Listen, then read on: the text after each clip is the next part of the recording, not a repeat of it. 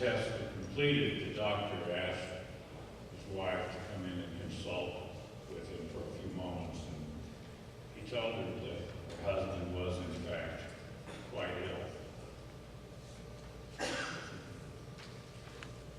He's going to need a lot of your support, he said.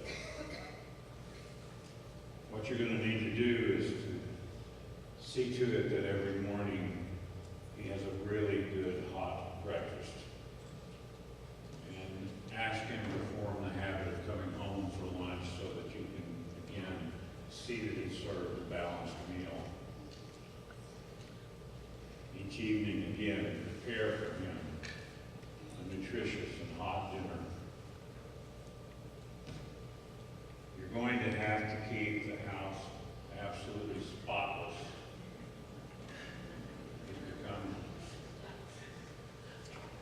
in such a weakened condition that he cannot afford to be exposed to germs at all. After she left his office, she and her husband were driving home together. The husband asked her, "What did the doctor tell you?" She said, "Well, he told me you're going to die."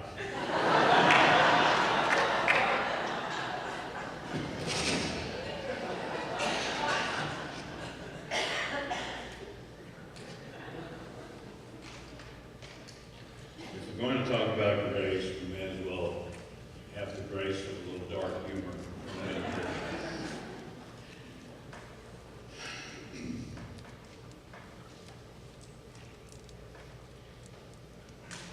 So let's set the stage again with the overarching theme of what exactly it is we're doing when we devote as much time as we have been and we plan to do in this ministry to the theme of grace.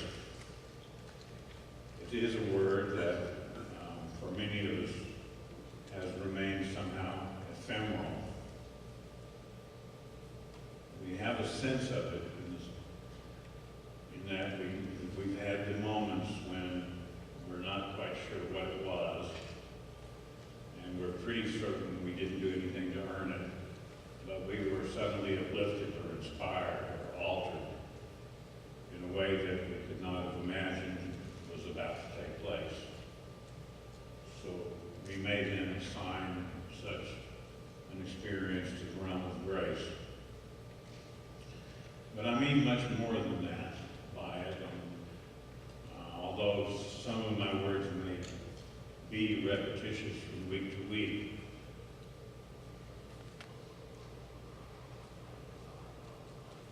they're rising freshly again now. They're not really me harping on a topic. They are giving us an opportunity to walk around the Word and open to the reality back of the concept.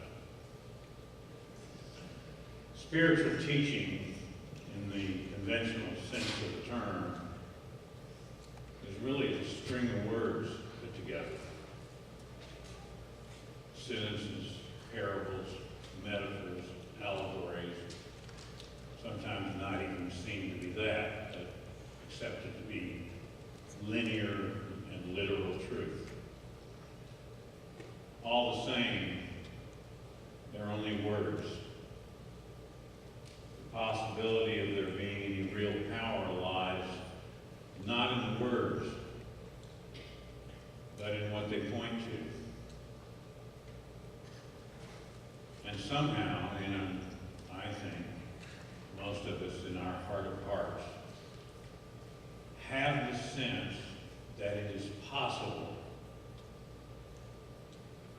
for us to be changed at depth from within, quite dramatically, without having had to earn it by the sweat of the brow.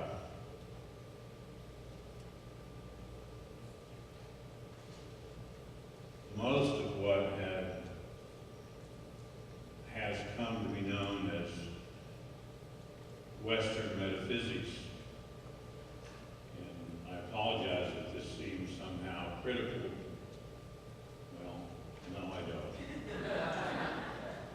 It is critical, but not in the sense of condemnatory. It's just critical in the sense of thinking clearly, seeing clearly. Metaphysics fell in love with the Mosaic law again, which is the law of cause and effect. It's an appealing proposition to believe that I have control over things, and that moment by moment, day by day, I can simply change my thought and get a different circumstance. And there is no doubt that that is a creative principle that flows through and affects our moment-to-moment existence.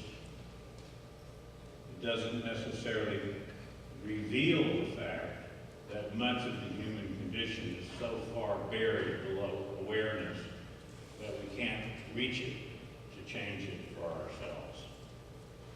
We've been passing on erroneous beliefs and living out of a sense of separation that is so profoundly embedded in the human condition that most of us, even after 30 and 40 years of studying metaphysics, still really, if we're honest with ourselves, walk through life, sensing life through the five senses, so that it appears that there's all these separate people and all these separate things going on.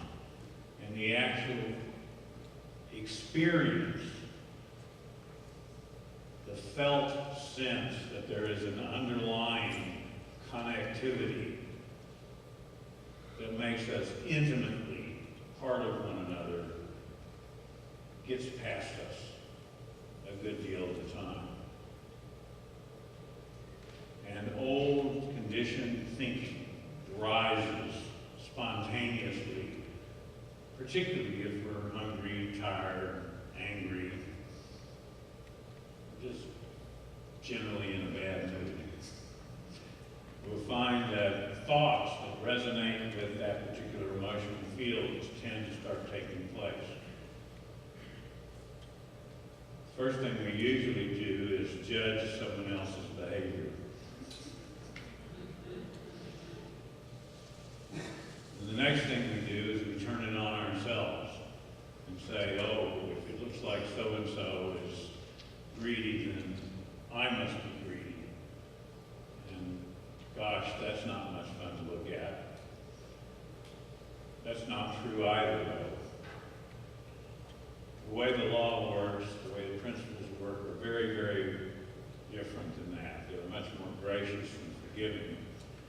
Turns out that the way the ego mind, the surface mind, the outer mind, and by the way, we're not demonizing the surface mind or the conscious mind. It is a highly valuable and creative instrument. Meant, however, to be in service. Makes a lousy master, but a great servant. All of us in the creative fields have discovered that when anything really powerful and inspiring comes through us, it bursts into manifestation and as perhaps an uplifting idea. Or if I were a musician, a tune with a few of the lyrics, and then we sit and more of it begins to emerge. We find ourselves in an altered state of consciousness, and we're just in a state of joy at the creative process itself. But there's always the sense that that process is initiated from somewhere beyond ourselves. And it's liberating and uplifting, freeing, as well as joyful.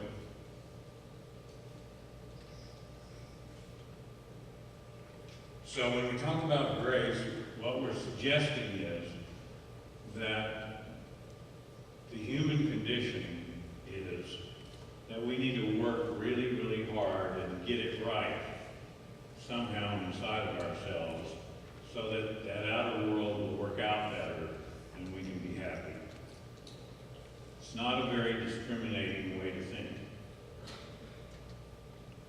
Just a little bit of reflection will remind you that in your most uplifted moments, you didn't much care about the circumstances of your life. In your most uplifted moments,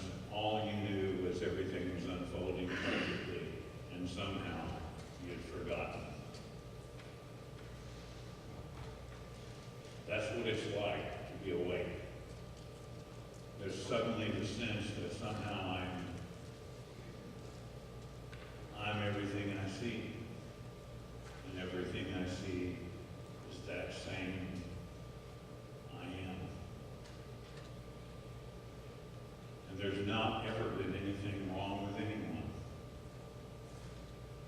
It's a perception that can continually generate and perpetuate, causing, of course, it to be very appealing to think that I can get control of my life by managing my conscious mind. And we can and do get some degree of control. I know of no one that's been involved in metaphysics that can't tell you a few stories about their early days when they would pull into a parking lot and it would look like it was overfull and they would just visualize an empty space and come around the corner and park. It used to be one of the favorite stories you'd hear in the early days. And it's no less the case today that when it comes to the more mundane things of life, just generally the attitude of this is all working out just fine and I know this is a perfect place for me. If we can actually have the felt sense of that, not just a thought, it does indeed manifest. But it has generally failed to remove the deeper problems that still plague humanity. And the Mosaic Law, as valuable as it is meant to be fulfilled by something profounder and deeper, more immediate, simpler. And I loved watching George sort of correct himself from effort to non-effort this morning. There's no effort in grace. That's what makes it so hard for the surface mind, given our experiences of difficulty and even our achievements, which many of us worked hard to attain, to accept that there could come a time when all there really is to life is letting go and being grateful. That life could just be a happening that we never really did have any control over. And even our success at controlling the small things may have misled us to some degree. So that's what we're pointing to.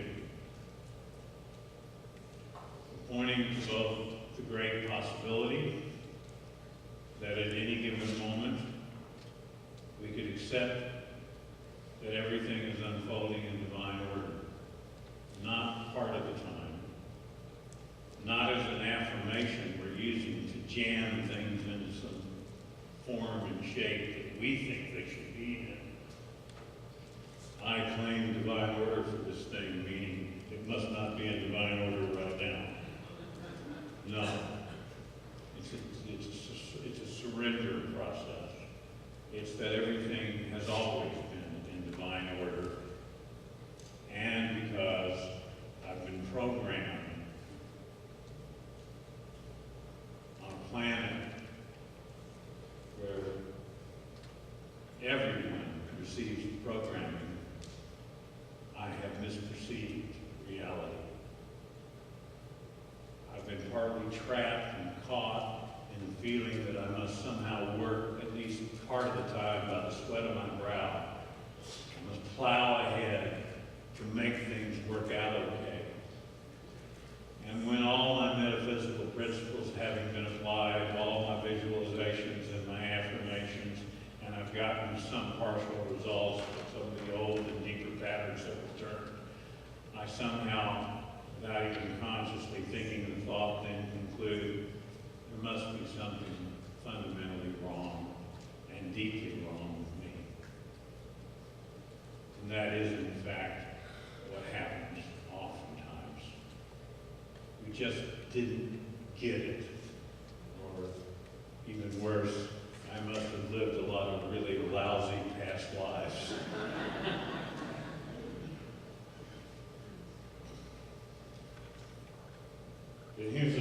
truth for you.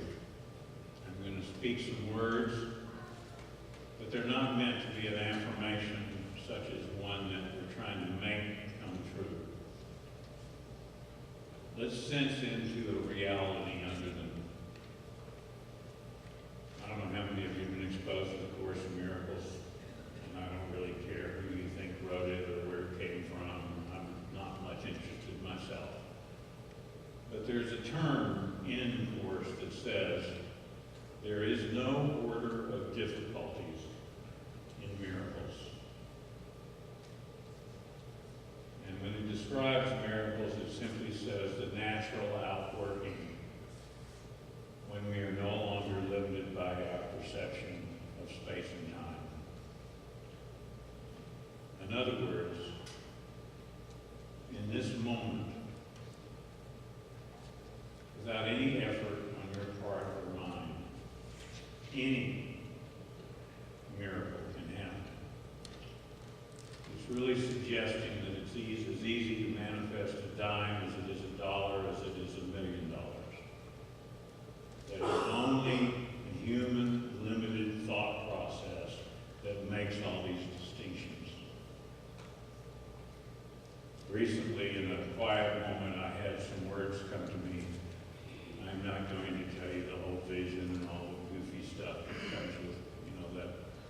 All I know is the infinite use of forms, shapes, and words that suit me.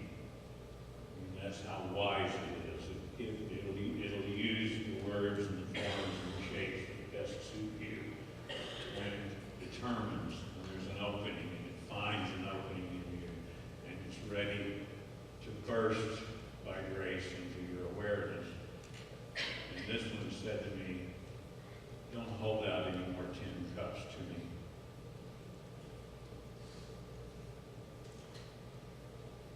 I knew what it meant. So I'm not interested in your limited perception of how much good can be done. In your awareness and your perception, not Mark Post. I don't claim my perception to belong to me or awareness to be mine. I know experientially that we are one shared awareness. Everything appears in awareness. Everything appears in awareness. So this was like something cutting through some of the conditioning. Because how easy is it to just say, if you would just fix this little problem for me, I'd be happy. But the reality is that we are constantly in such limiting ways, we're actually limiting the possibility and the potential. We're making one miracle more difficult than another. So these are the words. Miracles of unimagined proportions and undreamt of combinations now transact on your behalf and mine.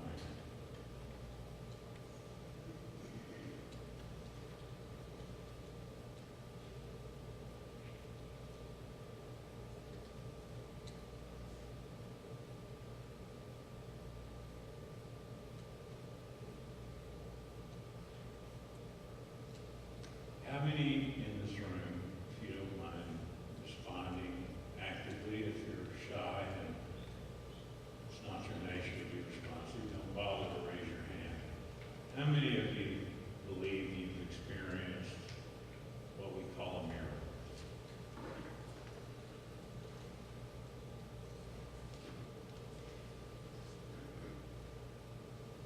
So, why not?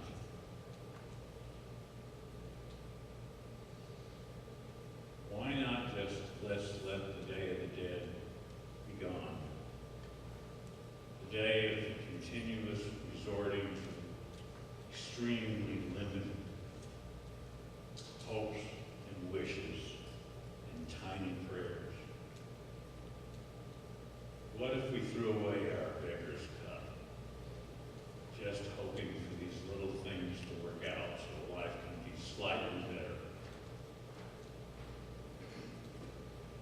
miracles of unimagined proportions suggests that the possibilities are beyond your capacity to even imagine right now. As powerful a faculty as the faculty of imagination may be, in fact is. We are suggesting miracles of as yet unimagined proportions and even undreamt of combinations. I love that because in the moments of great grace and synchronicity that have dawned in my life, it's been obvious to me, as I'm sure it has to you, that something so mysterious had to be at work for this to have occurred. It is beyond my capacity to trace down how it happened in any linear fashion.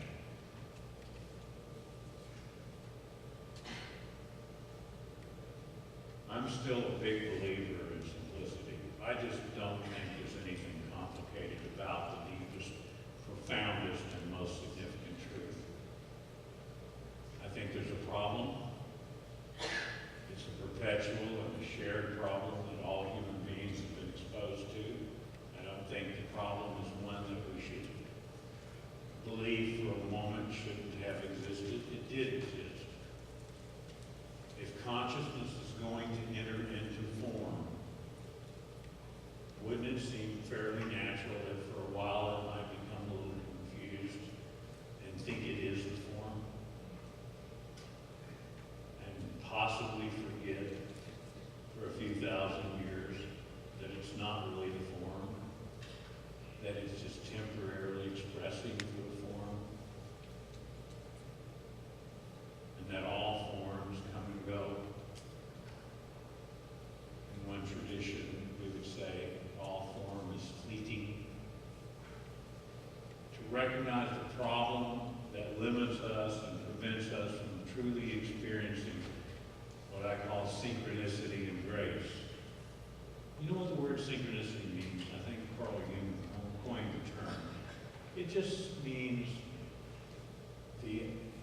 his definition, the acausal connecting principle.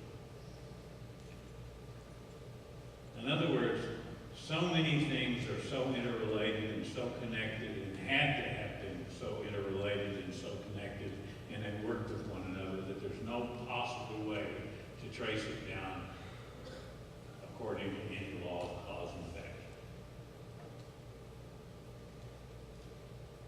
The simple example is there's somebody that you need to tell something to and it's been really, really difficult. You wanted to say it, you knew you needed to say it, but you hadn't said it yet. Finally, the courage rises in you and you know the time has come and you start to reach for the phone and the phone rings. And it's that person telling you they already know what you were about to have difficulty telling you. It's a simple example, but it's beyond really linear comprehension, isn't it? That's the nature of reality. When we're dealing with reality, what we're really dealing with is a fundamental truth that we say it and then we go right on and overlook it and go back to trying to manage and control life. There's only one. How many presences are there? How many powers are there? Is it good ultimately?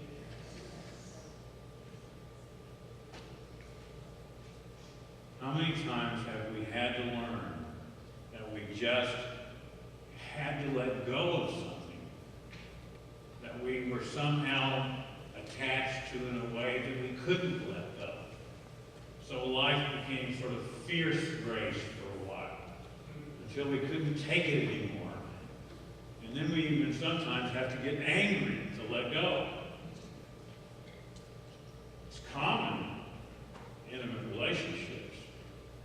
It's not that we're really mad at somebody, it's that we know we're somehow captive to an attachment, and we don't don't know how to free ourselves from it. So temporarily we become enraged at the other person. We make up that there's something wrong with them. They have some shortcoming, and we're not willing to live that way anymore. And then we get up and go on, and a decade later we look back and realize it didn't have a thing to do with them.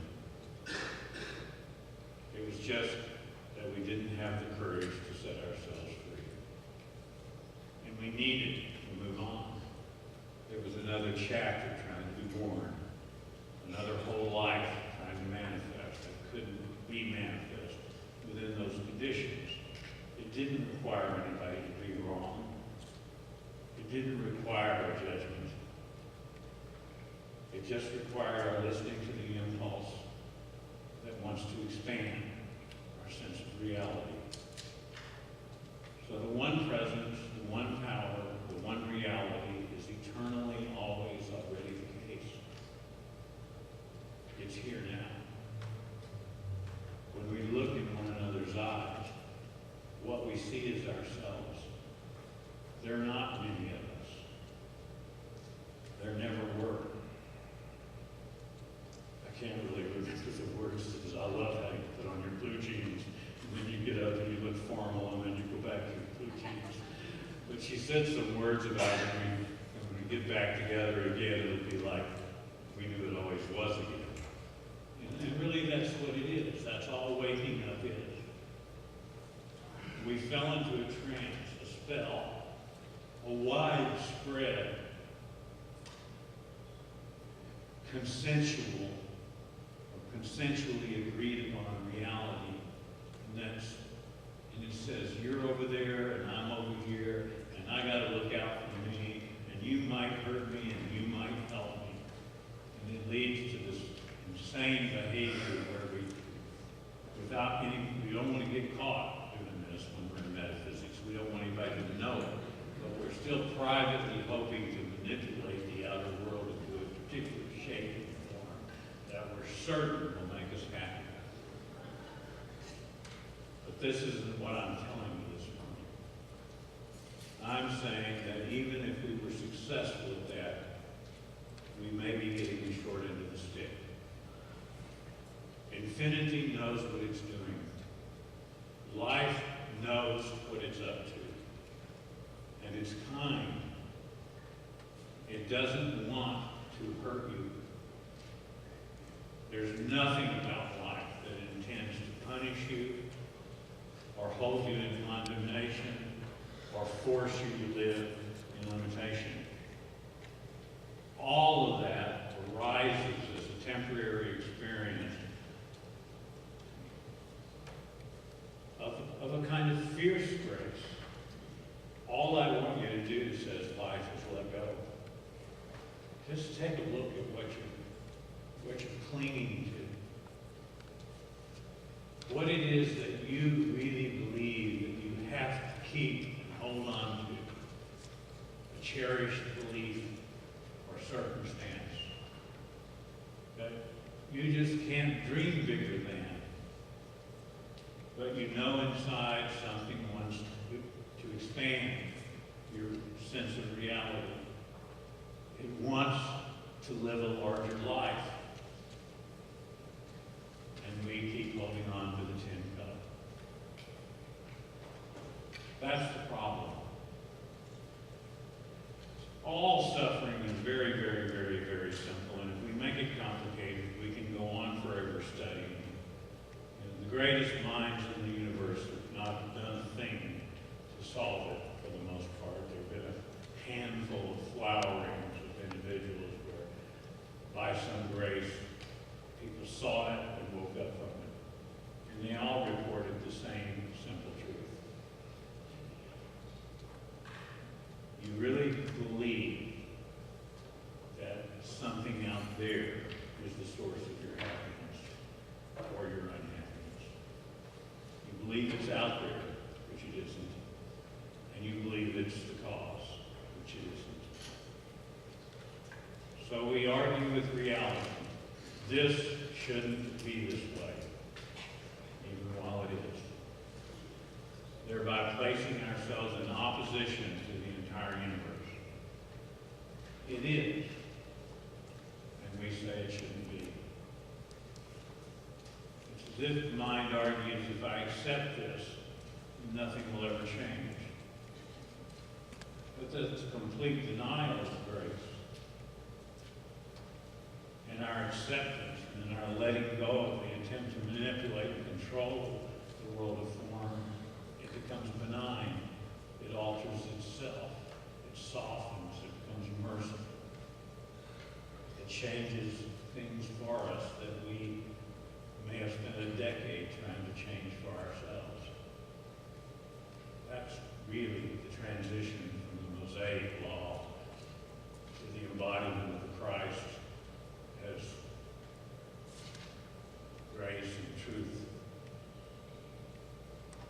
dwelt among us, and is within us, and is us.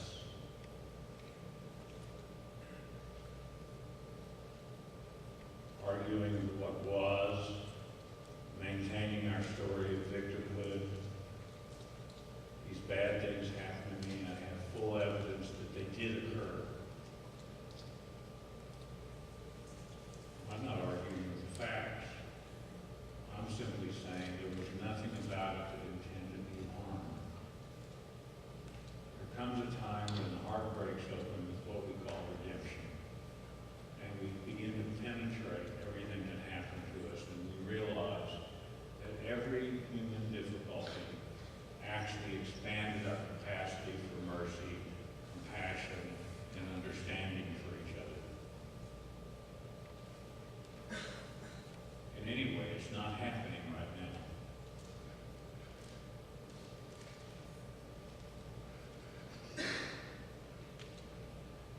Even if we have some unhappy emotions or a circumstance that the mind wishes would be different, we're not really suffering right now, particularly when we contemplate the reality that miracles of unimagined proportions and undreamt of combinations now transact on your behalf and mine. Sit with it, contemplate it. Be like a mother hen on an egg. Don't settle for the concept. Sit with it until it bursts into your awareness and becomes your reality.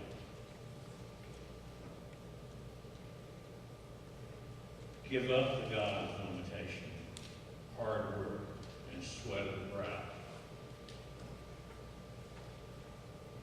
Open to the grace that's already yours, that doesn't really care how many times you hear it. It just says, open up again. Just open up. It doesn't even ask you to manage the first thought.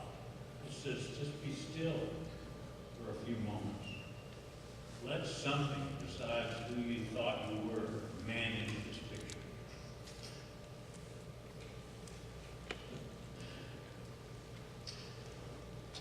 The woman was talking to one of my favorite teachers. My favorite teachers are the handful of individuals that I have observed no longer suffer at all. I'm not very patient with those that can say it well, but haven't actually freed themselves. There are a few people that I know that don't suffer at all anymore. And in a conversation he's having with a woman that is still trying to sort this thing out, he's trying to explain to her that what true abundance, and that's our subtitle, and what I'll pursue a little later today, very easily, by the way. This is not going to be a long conference with a lot of heady stuff. I'm going to give you 2 or 3 ideas around each of these very simple principles, and just make 1 or 2 notes, and that's all you'll need. In this particular example, a woman has been struggling for some time trying to figure something out, and he's explaining to her that figuring things out is the worst possible way to figure anything out. The problem is we're resorting to the surface mind's perspective, and it only has a very limited amount of information. Instead, we need to back up speaking to us every second, everywhere you look. Divine curriculum is the only curriculum, and it is unfolding in this moment. There's not a single shred of what you need to know missing from the picture. Just stop resorting to the tin cup of the surface mind and asking it what to do. Back up and look. Patterns have been living you for a long time. He said the real question, if you're having a difficulty, that I would suggest you ask is, what is it that you know that you desperately don't want to know that you know?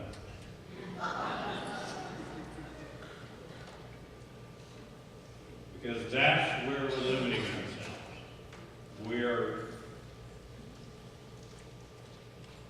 Addiction isn't just about alcohol and drugs. We're addicted to suffering on this earth. We're addicted to living small lives with very little actual inspired imagination. But it's not our fault. It's not as if we just came in and we've just been dumb. It's that that's the way the planet works. That's the way we're trained to think.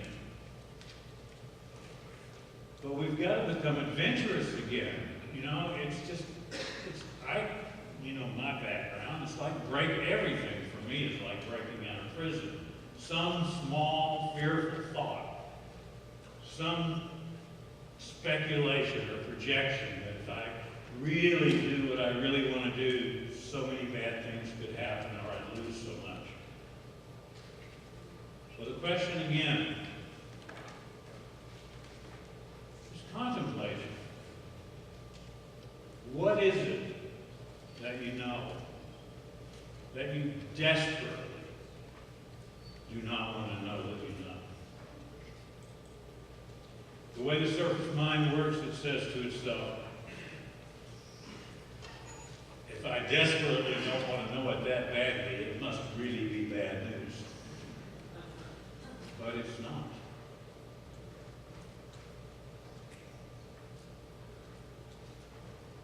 It's always going to be liberating.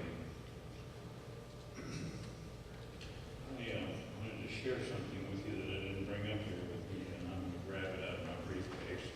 I don't do a whole lot of reading. You would think, since I wrote it, I wouldn't want to read something I wrote, but since we know I'm very good at stringing lots of words together and not always so good at economizing with words, in this particular case, I think you'll appreciate the economy. It's autobiographical. As you know, my life has been one filled with so many miracles and graces and synchronicities that it baffles me sometimes to find myself in another contracted, fearful state of consciousness. I wonder, how can that still be? I've been shown so many times. This is called Hollywood. You light up my life. And this is years after my days of incarcerations and prisons and reform schools. And in the early days, it's as if life wanted to just shower me with all kinds of miracles and graces and synchronicities to sort of lift me out of the depth of the feelings of limitation and smallness and inadequacy and worthlessness that had developed. And it did a pretty good job. There were just times when life was one long miracle. This was sort of one of those. But this is also an example of a problem and how we encounter it. The other thing that the teacher that I'm speaking about said was, he said, it's like water, he said, is wiser than a human being. He said, if you look at a stream or a river flowing down the riverbed, and there's a boulder in the middle of the riverbed, he said, water is wise enough to park and go around the boulder. But what humans do is they run their boat right up into the boulder and just curse the boulder. Or said they pray, God, please remove the boulder. As a kind of a humorous example of how, instead of backing up and looking at which way is the flow trying to go, and getting with it so it can carry it. And so my little story shows a little of both. In Austin, Ronnie and I met up with Larry Ford. These are characters that played long roles in my life. One is still very, very close to me. In Austin, Ronnie and I met up with Larry Ford, who had originally turned me on to Gestalt therapy and joined the staff at Theodore's early in the building stage. That was one of my first turnarounds in business. Larry and Ronnie were suddenly interested in making money. They had entered what sounded to me like a shady deal, which would require them to go to Hollywood. I felt guided to return to the southwestern United States. In particular, I felt inspired to go to Phoenix, Arizona. Let's just go do our deal in Hollywood first, said Larry, and then we'll check out Phoenix. We would be taking Larry's car, and he would buy the gas. I would, as a result, be dependent on him for transportation. I hadn't admitted it to myself, but I secretly wished, shady or not, they would be able to successfully consummate their deal. Having some extra money was an experience I hadn't had much of lately. I was constantly stepping out on faith, and even though the needed supply seemed always to arrive just in the nick of time, I still often felt financially limited. In Hollywood, the deal wasn't coming down so easily.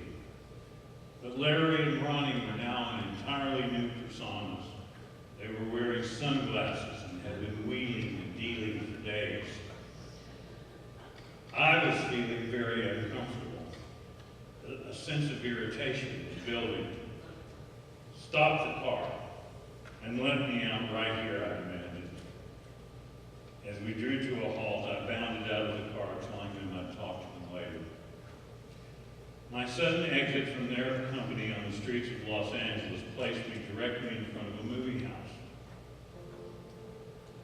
I glanced up at the marquee, which read, "You light up my life."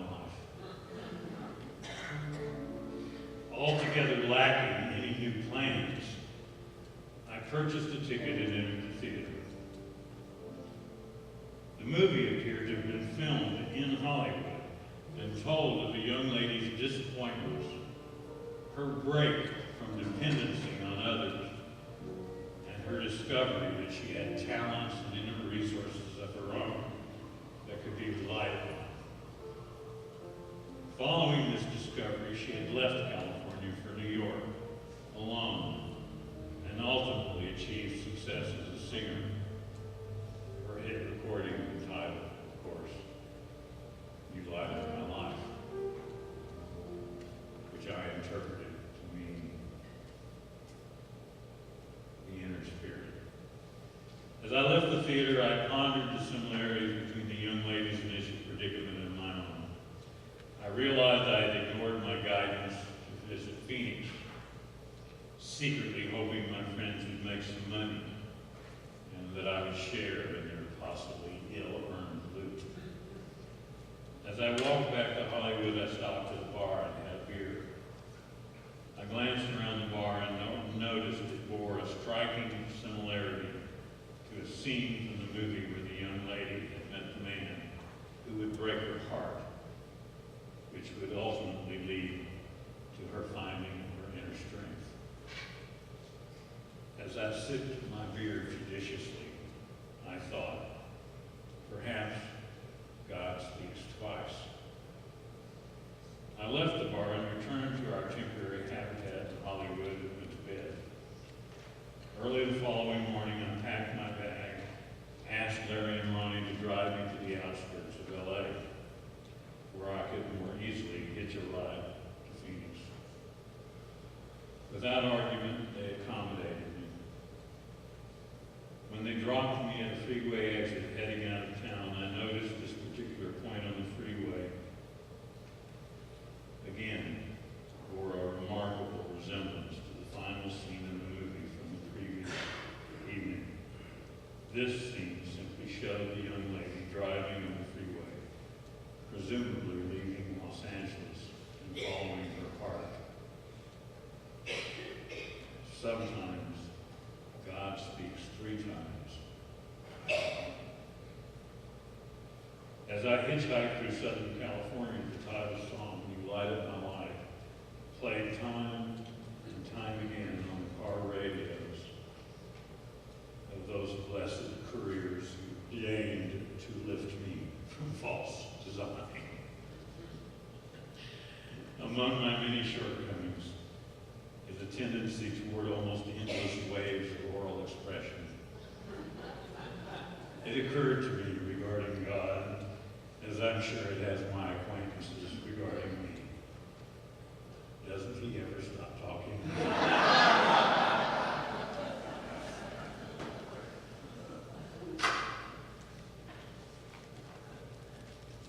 The patterns that reveal our freedom from suffering and an expanded way of living, miracle-filled and grace-filled, are all around us.